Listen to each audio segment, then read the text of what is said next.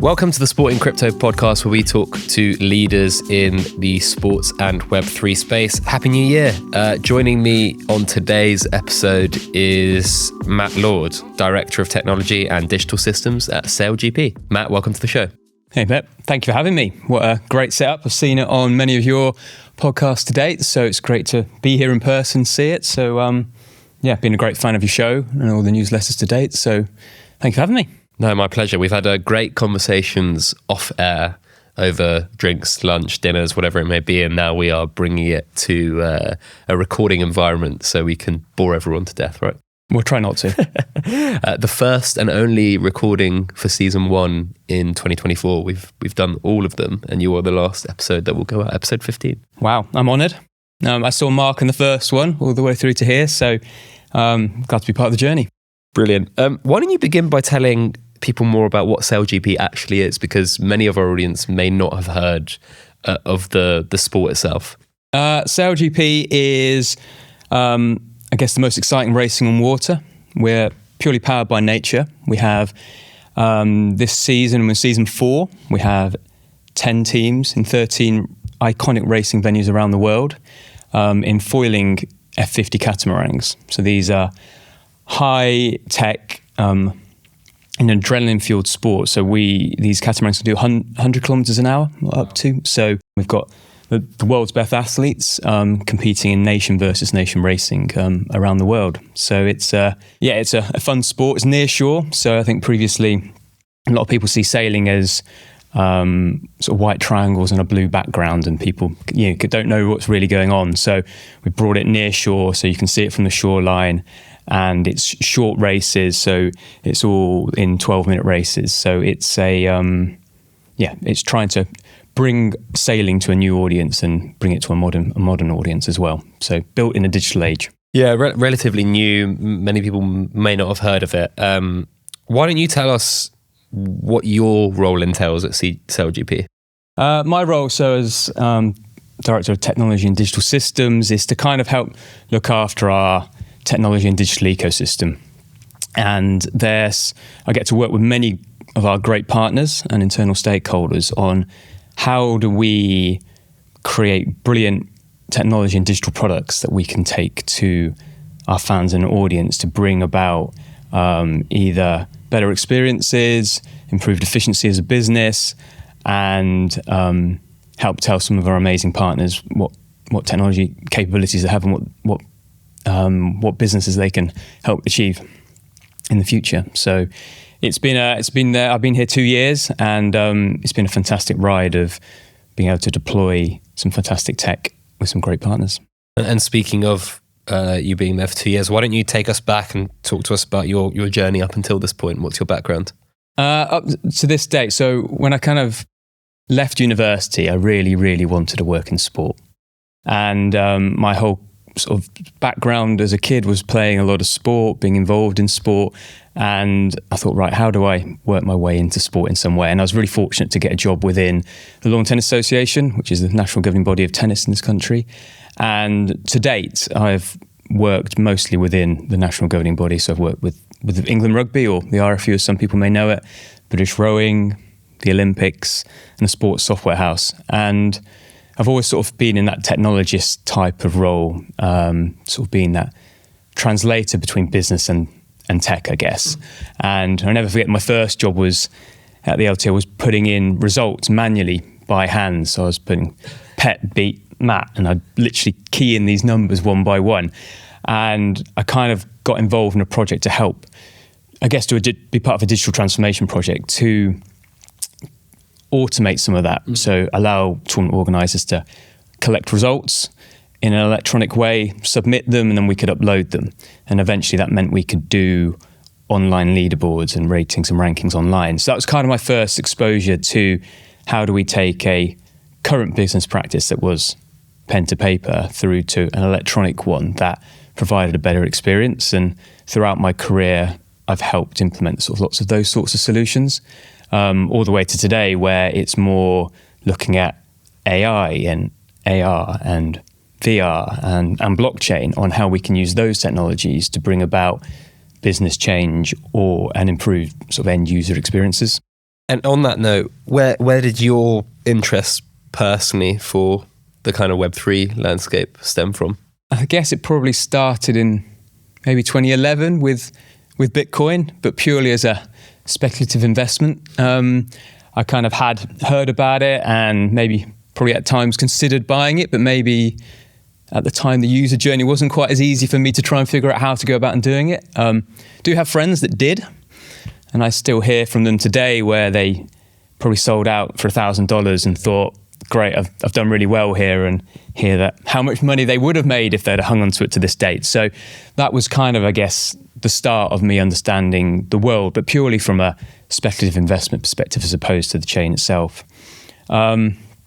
I think probably resurfaced in a prominent way, and I think probably 80% of your people on the podcast have always mentioned Top Shots. So I'd say probably that sort of concept around trading cards. As a kid, always liked collecting Panini stickers or, Pokemon cards back then. And I think that was, a moment where I realized, okay, there is something about this technology around being able to collect a digital asset and own it that might have a utility or just rarity that you then might want to trade in the same way you would a Panini sticker or a valuable Pokemon card. So I think that brought it around, especially around the Bored Ape Yacht Club. There's a lot of hype around that, and I think that was an interesting proposition. And I guess it really kind of hit home from in 2021, I guess, in the real hype time where you'd walk down the street or you'd be on a train or a bus and you would see everybody trying to buy some Bitcoin using some exchange app. And I think that's when I realized this has sort of entered mass consciousness. Everyone's sort of aware of what it is from an asset value perspective, but not really from a technology perspective. No one really was sort of scratching around about what a blockchain was and what it could be used and what its use case was. So I kind of was more aware of what it could do, but I guess most of it for me was around the speculative investment side of things. Mm-hmm. And on the technology note, a lot of more traditional technologists hate blockchains and crypto assets. What made you more open-minded? I think it was seeing the concept of a blockchain as opposed to the tradable asset side of things or the speculative investment side of things, of being able to see how you can validate things on chain, how it can be immutable, and how that may have some real life use cases in the future. Oddly enough, I was just reading on the train on the way in today around this unfortunate, horrible situation around the post office and these post office submasters, and just reading today that, that apparently the software was set up where you could go through a back door and change things without people and submasters knowing that this was happening. Well, if it was on a blockchain, whether it was private or public, and those records couldn't be changed because they were immutable, people would have been able to actually see what was happening. But because people had a back door to this technology and were able to change the records, people got away with stuff that they shouldn't have done for a long time. So, and these submasters weren't making these records, people were changing in the back end. So maybe the blockchain technology has a use case around making sure that records are immutable, that people can't change them.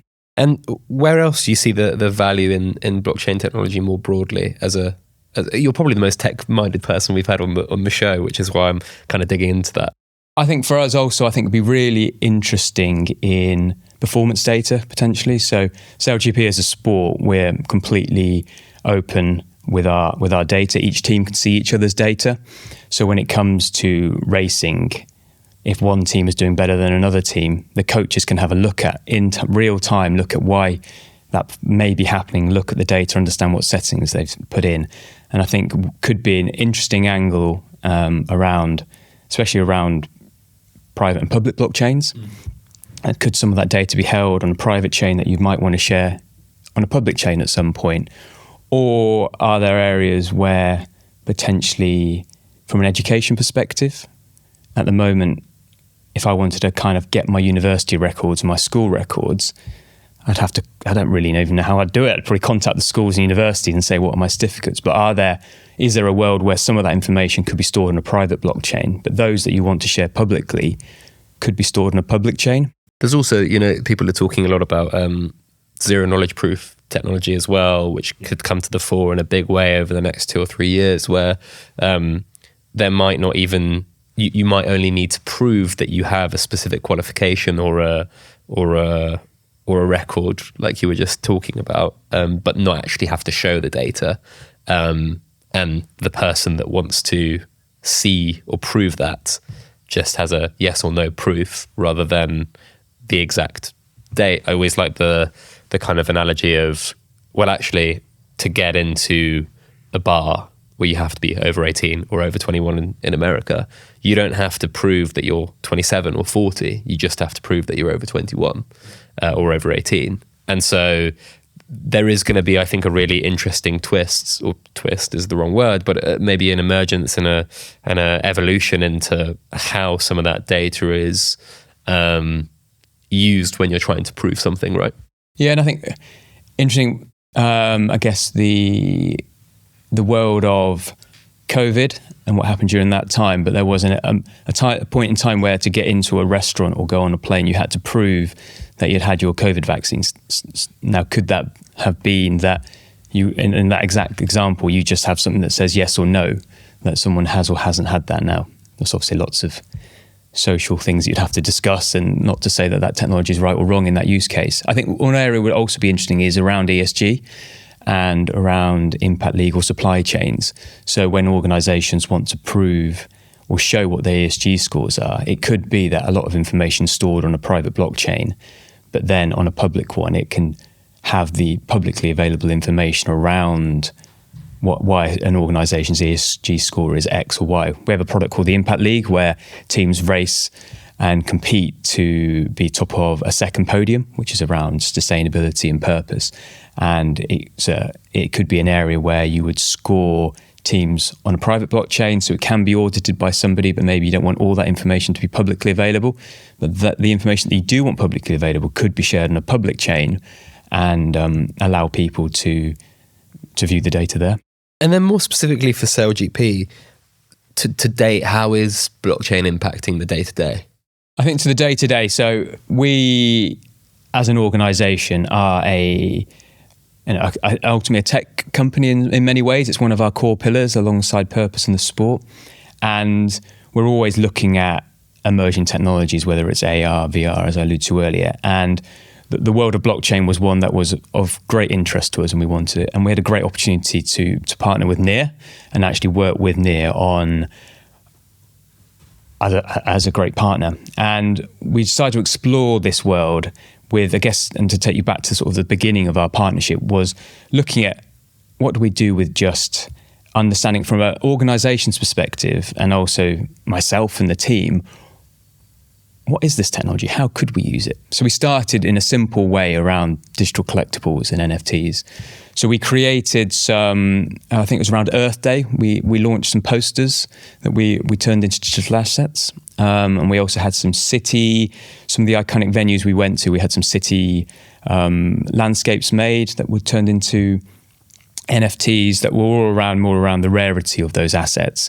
And then we had some iconic photography that were turned into assets. And that then evolved into, I think, a Chicago event where we had a in real life sort of experience of an art gallery where people could come in, see the art, purchase an NFT, get a digital print of it as well.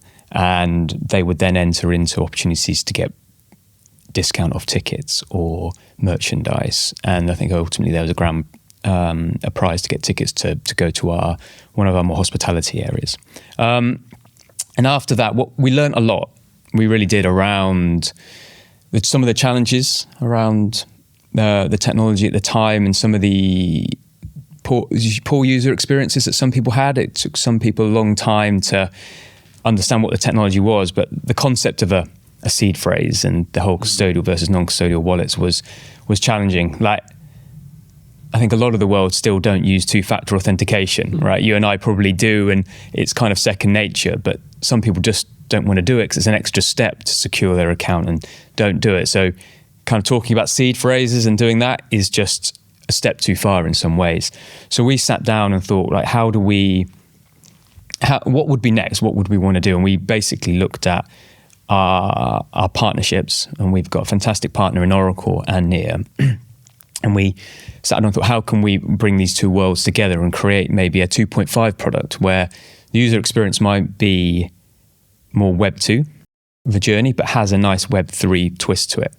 And what we ended up doing was building a fan engagement product. It's a fan loyalty program called The Doc, which is quite apt. I think the last few of your podcasts, you've talked quite a lot about fan engagement and stuff like that. So it's kind of been at the heart of that program, was to have a Web 3 twist to it. And it's a loyalty-free, just sort of traditional, you accumulate points in exchange for doing activities, and those points can be redeemed for experiences or for other rewards. And that was built with Oracle's CrowdTwist product, which is a traditional Web 2 product. It's used by many organizations around the world. And we created a middleware layer between Oracle's CrowdTwist platform and the Near protocol to create a season battle pass. So it's very similar to a gaming battle pass that I think maybe some people are familiar with, where people can create a digital collectible, and in exchange for that, they unlock and join the season pass, where they unlock additional rewards through that. And as they tier up through the loyalty program, they unlock additional digital collectibles that are all really coolly designed elements of an F50 or the kit that the athletes wear, and they all unlock new prizes. So it's been a real great learning experience. I think around half our fan base has kind of joined the fan loyalty program, and I think maybe half of those have also joined the sort of the digital collectible side of things. So it's been a great journey to understand what and how they interact with that technology, and that's kind of where we are now. Is, well, what next? We've kind of had 6 months to kind of listen, learn, and understand, and we're now looking at what do we do next as kind of phase 2 post MVP with Oracle and Near to bring new experiences to people.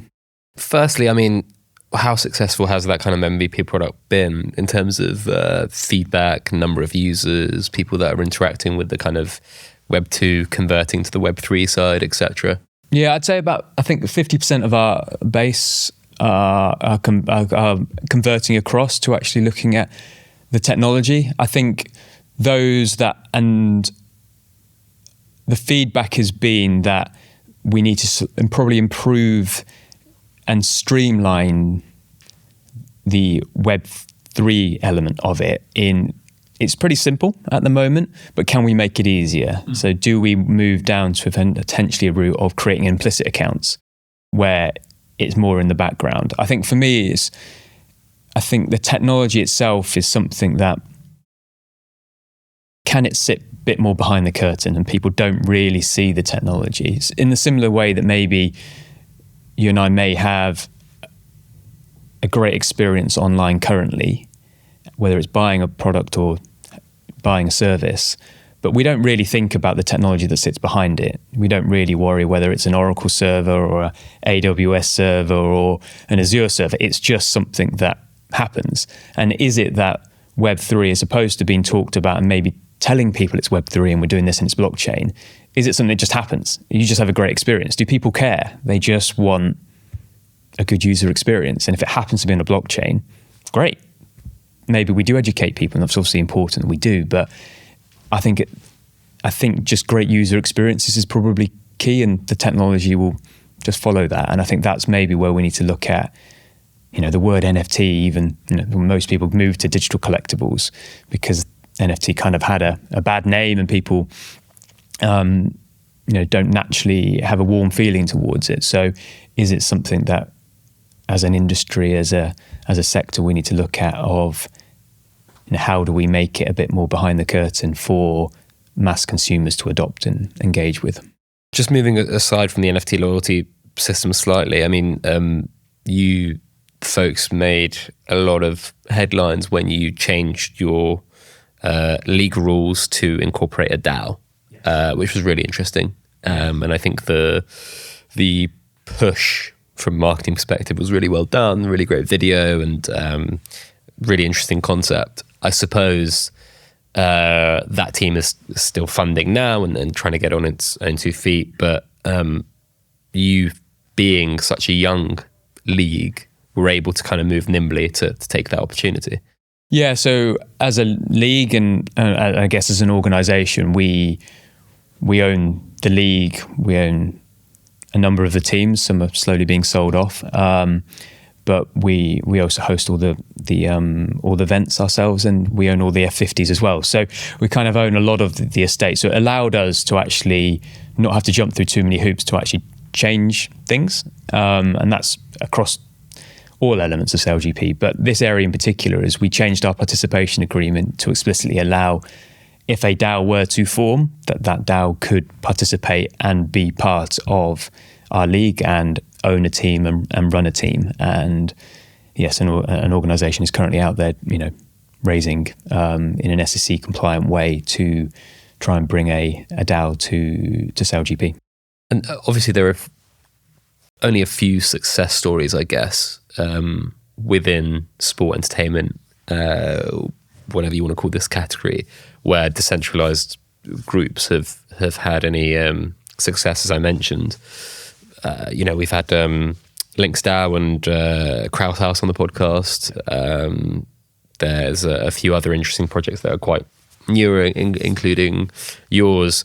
Where do you think the real potential is for that kind of word, DAO, to kind of impact this world? I mean, that there are a lot of people who think that there should be entities where fans are allowed to say and do or have a say in every single decision. There are some where I think like LinksDAO had a really good quote on the show when they said we've only actually had 15 votes the whole time, which I think is quite interesting as a spectrum, because there are some that have tried to do something where the fans pick the play in an American football game, and then all the way across in terms of where fans or contributors are voting on maybe the more important, looking at it from 300 feet type of decisions. So where do you think the opportunities are for something like this? I think just generally with DAOs, I think it's an amazing opportunity for fans to show their ultimate fandom, right? Owning part of something that you love is amazing, right? Like, as you know, I support Aston Villa or Arsenal. Like, we're unlikely to ever be able to own the teams of our choice, right? It's just not going to happen, and not many people ever get that opportunity.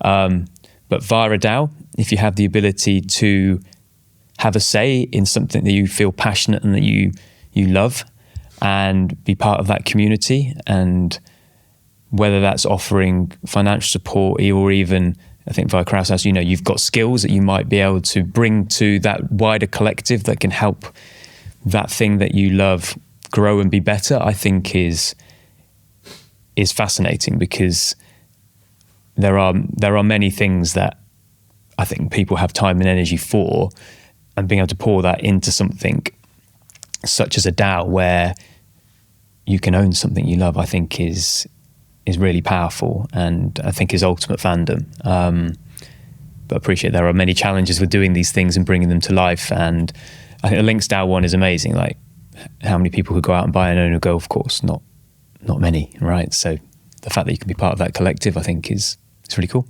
Yeah, and I think there are already like Web2 examples of co-ops, and is it the Green Bay Packers that are owned by fans, and you've got the Barcelona Socios, and you've got Bayern Munich have like a huge fan decision-making thing that have like stopped them being sponsored by certain companies and so on and so forth. So there are already existing models that I think have been relatively successful in sport, and I don't see why adding a layer of technology to something that has some success in the existing world can't be good, and can't be good for fans. And I think the way it's been dressed up by a lot of projects so far hasn't been great. And they've maybe missed the point, and they've tried to go too hard on the crypto element, whereas like the blockchain side of things is actually just trying to streamline some models that we've already seen in the real world. Agreed. And I think that's, I guess, to my point earlier, where the technology is just an enabler. It doesn't matter that it's blockchain. That's great, and that enables things to potentially be more efficient, but pushing it down a Web3 crypto, this is why we're doing it, maybe isn't always the point. As you say, there are many successful examples of doing it, but this is just another way of doing it. It's not to potentially say that one is right or wrong. It's just using different technology to solve a use case in the real world. And I'm sure there are pros and cons about using it on a blockchain and not, but they're all trying to get to a same point. And I think, again, as I alluded to earlier, the more I think the concept of blockchain and Web3 can be behind the curtain as something that's just a technology layer that works, the better, because then it takes some of the heat around out of it. Like, should or shouldn't it be on a blockchain? It doesn't matter. It's technology that just works. It's an infrastructure layer. Brilliant. Yeah, and I think there is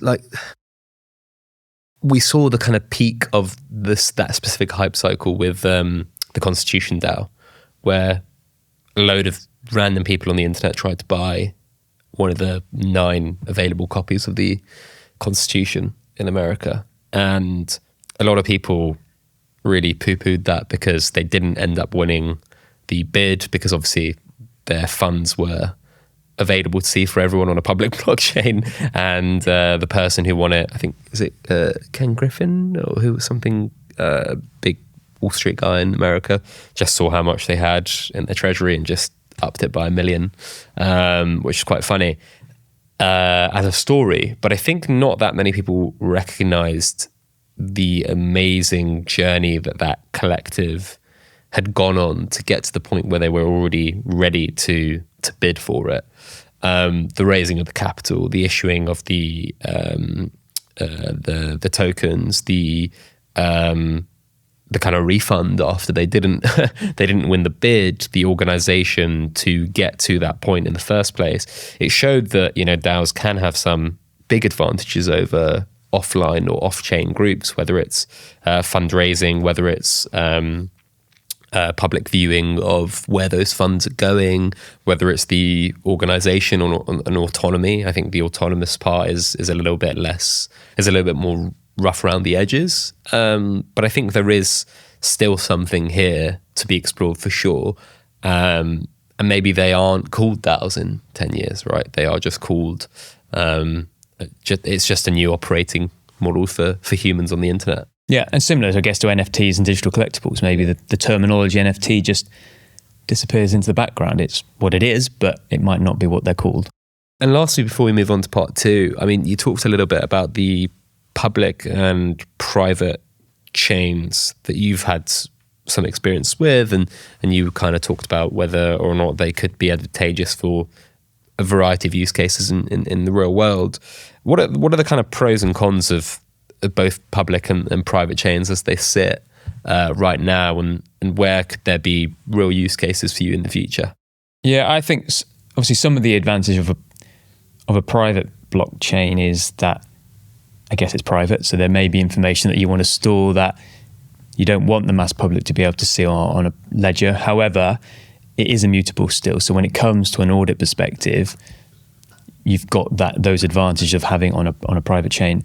Whereas a public chain has the benefits of being private. Again, it's immutable.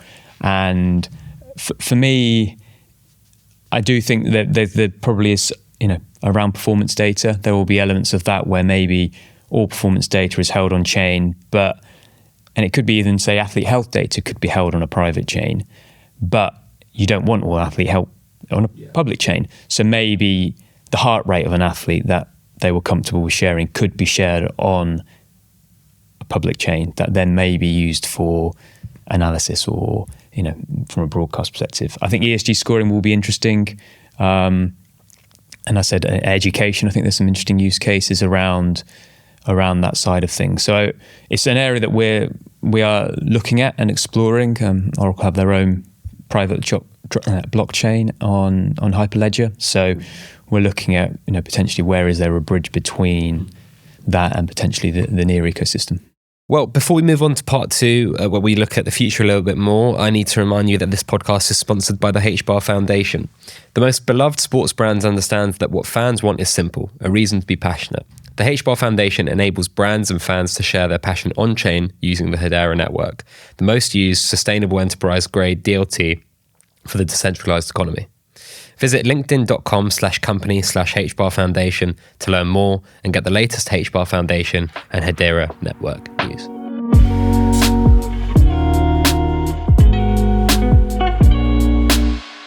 Welcome back to part 2, and we'll get straight back into it, Matt, if that's all right with you. Yeah, let's do it. Where do you think this technology has been used badly so far in sport? Where's it been badly? I think for me, rather than calling out things that maybe I think I've had badly, I think for me, some organisation maybe have rushed into some of these partnerships maybe too quickly, maybe seen the dollar signs and kind of partnered with it because there's money on the table and they've grabbed it. And I think maybe not always thinking through the user journey. What's the value exchange that this technology may bring to somebody? And I think and I think you've talked about it recently. I think maybe one of your predictions for this year is how some organizations might move from one chain to another. And I think that's an interesting area where some have built some great products on one chain. But if that partnerships were to no longer continue, how do you partner with somebody else? And maybe similar to the FIFA example that you also talked about in your latest newsletter. If they were, how do you move assets from one chain to another? I've been, as a technologist, been a part of a few database moves from one database to another, whether it's, AWS to Oracle or to an Azure platform. That's challenging and it's difficult and it takes a lot of time and effort. How do you do that in a Web3 world is something that I don't think maybe some organizations have thought enough about. They've they've put all their eggs in one basket and now maybe there's some, what do we do when they move, or cross that bridge when we get there? Yeah, that kind of situation. And I think that's something that I think maybe some organizations haven't thought through enough because it's, I guess the technology is new and we're all trying to learn and feel our way through it. And therefore I can kind of see this, and I always say that I can never always get the word out, but interoperability is going to be key. Like, it might not mean that you need to move from one chain to another because the chains can all speak to each other and there is a bridge from chain to chain. And I think that's a real thing that the layer ones kind of need to figure out is how do we move or connect different infrastructure layers together to enable some better user experiences. Yeah, and I suppose, with database migration on the back end, that can be really, really tricky for a plethora of reasons, right? In the more kind of crypto native world, we have seen projects migrate chains in a not seamless way, but probably a lot easier than it would be for a database migration, right? You look at the ledger, you see who has what asset, and you just say, okay, take a snapshot of that at a specific time, issue all those assets again with the same metadata on another chain, and let those people claim them with an existing wallet that they have. And you just have to ensure that they prove, it could be a 2-step thing. You prove you have it on this chain, and you get issued it on the next one. I think Sorare even did that when they migrated to Starknet, who are like a layer 2 on Ethereum. They had to remint all the assets. There's been a few projects that have gone from Solana to Ethereum and so on and so forth. I do think it will become easier, and I think it probably is easier from a Web3 perspective, generally speaking, than Web2 in terms of database migration. But I think if you're a brand and you still have your IP on an immutable chain, that's where I think there is the bigger difficulties, right? Yeah, that makes sense. And I think also there's some... the world moves quite fast as well, especially in this world. Like, it's 2 or 3 years and it's a lifetime, right? And some sometimes maybe building on Web3 can take a bit longer and it's a bit harder. And therefore, by the time you start a project to finishing it, the industry, the technology's moved on, which has meant that some projects have rolled out that the world's moved on by the time that that's hit end user market. So I think that's another area where brands maybe have not been agile enough to react to the industry changing, and therefore the products and services that they offer in consumers haven't always matched expectations. And where do you think the industry can learn from in these last 3 or 4 years where we've seen the world of sport and blockchain really collide? I think for me, it's going to be around the interoperability play. I think will be really key. There's some great opportunities out there where, can we, as we've built a fan loyalty proposition that has on-chain elements, but can we partner with another brand or organization and join our fan loyalty propositions together and bring greater experiences by allowing people to move either from one chain to another. And I think there's a really exciting opportunity around that. And I think that's kind of where it sits for me at the moment.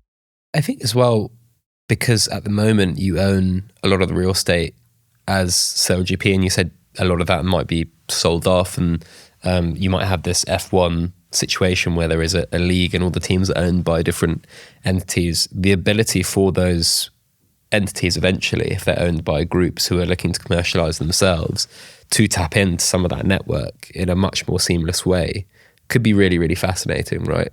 Yeah, so some of our teams are slowly being sold off. So at the start of SailGP owned all the teams, and slowly different organizations have either brought new teams to the league and are independently owned, or SailGP have sold a team to a third party. So the most recent one has been the sale of the US team to private individuals. So that's recently happened. And I think it could be a great example of how we can, if all the teams were sold and we were then the league and we hosted all these great, amazing venues for these amazing teams to race in, how can we have centralized technology that can allow and support these teams to operate? Or if those teams were to go on and bring on board their own technologies and infrastructure, how can we harness those together to create amazing products and services and experiences for fans, whether they're fans of the league or fans of the team? Yeah, because for most sports leagues, there's been a siloed approach, right? Teams will have their own loyalty program, blockchain partner, et cetera, for obvious reasons, right? And then the leagues will have their own sponsors and partners and products and platforms, and there isn't that much connectivity. I think one of the good examples actually is probably the Premier League, where the league is kind of governed by the teams, so it's slightly different. Whereas there are other organizations where there is just less of that connectivity, and there is more friction between team and league, or team or nation and federation. Yes, and I think that will be, I think that's where SailGP is at as an intersection, because we are now having more third-party teams that will want to make decisions in their own right and commercialize in their own way and bring on their own partners. But as an organization that was sort of, born in the digital age, we've got an opportunity to try and make that as seamless as possible. Mm-hmm. And if they are going to bring on different partners or solutions, how do we make sure that we can connect them in a seamless way, or offer central services that the leagues will just use our services, the teams will use our own services as opposed to bringing on their own. So that's and it would be interesting to see how technology or blockchain can help make that journey smoother. And aside from the fan engagement, loyalty side of things, do you see any other really big opportunities for sports brands, generally speaking, outside of SailGP, where blockchain can help? I think some of it will be really interesting in the ESG space. I do think that more and more of the world is moving to the sustainability angle of of themselves. And we know that lots of organizations are really interested in what we've done with the Impact League. And I think as the world moves in that way, how do you score people's ESG scoring, whether it's from a supply chain perspective, from a travel perspective? I think using blockchain technology to actually be able to track a supply chain of where your manufacturing of sports apparel comes from or equipment, I think will be an interesting use case for the Web3 technology. And I think sports brands themselves, I think it'd be interesting to see how they utilize it from an ESG perspective One of the things that I think will have a big impact on exactly what you just said is this emerging trend we're seeing with real world assets on chain. A really good example, Courtyard. Many will have seen they put loads of Pokemon cards on chain, and people will say, well, that's dumb, right? But actually, who wants to have collectible trading cards like just stowed in their basement, where they're responsible for the for how fallible they are and whether or not they actually get burnt, destroyed, lost, whatever it may be, or even take on the burden of using a third party to send it to someone or sell it to someone. And I think if you imagine these things are on chain, the transactions are done via smart contracts, so there is less third party risk. And if that is sent from one person to another, it's not done from Pet to Matt, it's done from warehouse storage to Matt directly. So there is a big emerging trend there happening. A lot of excitement at the back end of 23, and there's even more excitement in 24 and beyond, whereby there is going to be a lot of, I think, liquidity unlocked by storage off-chain, commerce on-chain. And I do wonder the kind of supply chain side of things that you just mentioned and the ESG unlocks that could happen. There is going to be a collision of those two, I think, which will be very interesting as well.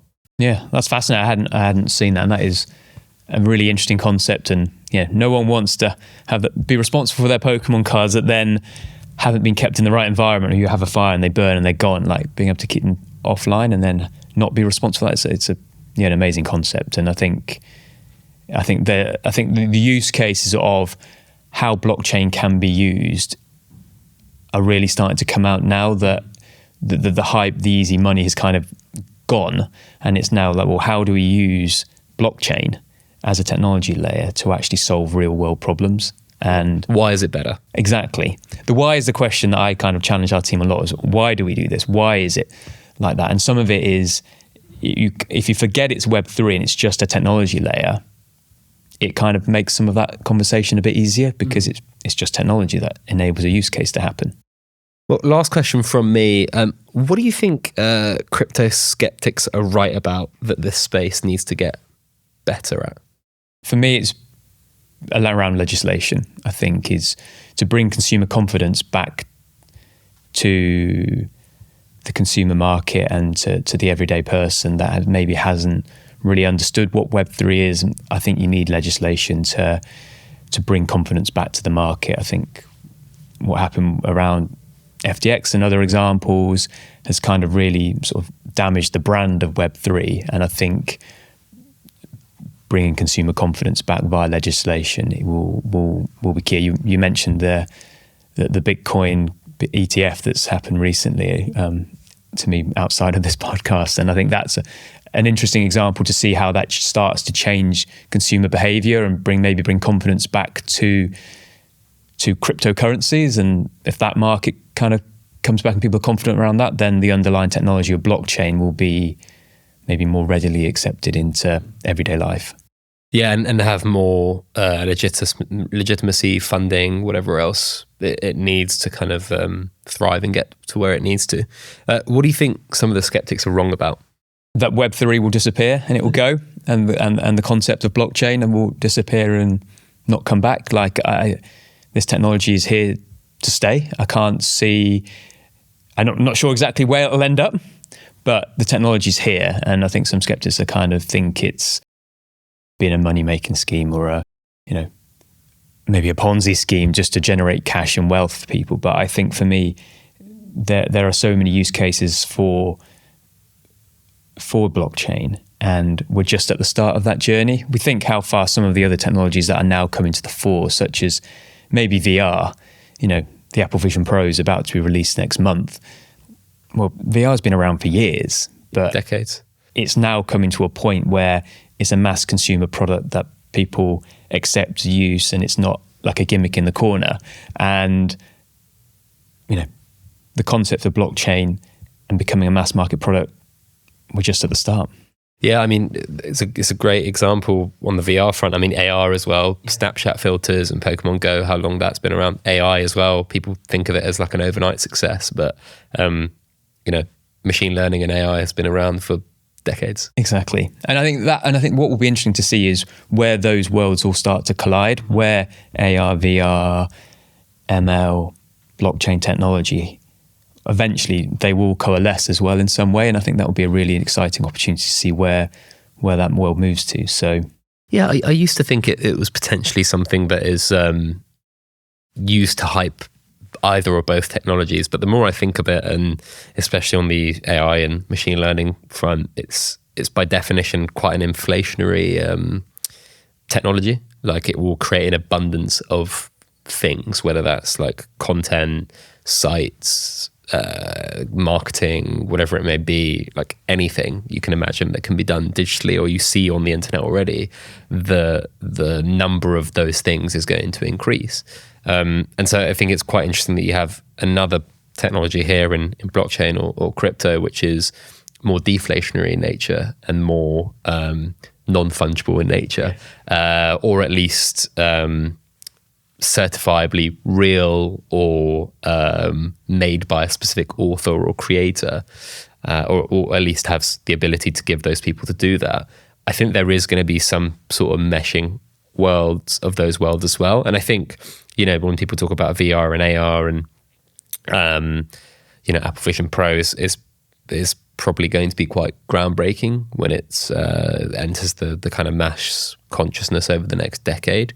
But I do think there will be questions around, like, if people are spent in the same way that we've done with internet, which is, if we're all spending so much of our time here and it's all like so many people are spending time in a digital realm, and actually there is no power to the consumer, there is no data privacy, and it's owned and run and operated basically by 3 or 4 big tech companies. And that's wrong, right? But that's kind of okay right now, because the internet in a consumer sense has only been around for 35 years or whatever. And so it might seem, in 30 years from now, it might seem natural that we had an evolution from kind of internet feudalism to something a little bit more democratic, right? The other bit I'm really interested in is, if people at Apple Vision Pro and you've got AR and VR, well, there will be digital assets that people will have. So you've got some, in the VR world, some cool sneakers that I really like. Well, maybe I'll buy them off you. But why would Apple want those to be digital assets? Apple might not do, but the consumers may do. That's where I think that it will be interesting to see that balance of power between what the big tech companies want and then what the mass consumer wants. And I think that's where maybe the two worlds do collide. And I think... And regulation might play a part, right? Yep. Because I forgot what the announcement was, but Apple has to start allowing third-party, is it app stores in 24? So that there is clearly a fight in the background to stop all the power, money and influence centralizing into very few companies, which is basically what we have right now. How that kind of pans out is going to be very interesting when Apple have more cash on deck than most nations. But I think we're in for a very, very interesting next kind of 10 years, broadly speaking, with those technologies and how they intersect. Yeah, and I think blockchain will be part of it. For sure. We'll end on that positive and enlightening note. Thanks so much for listening, everyone. Matt, where can people find out more about you? They can find me on LinkedIn. It's probably the best place to find me.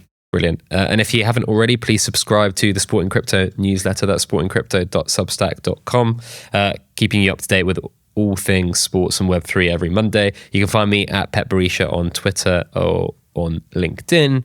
And just remember that none of what we have said during this show is financial or business advice, and this content is for informational purposes only. Web3 is underpinned by crypto, and crypto is volatile, meaning you can lose money if you are buying these assets personally or as a business.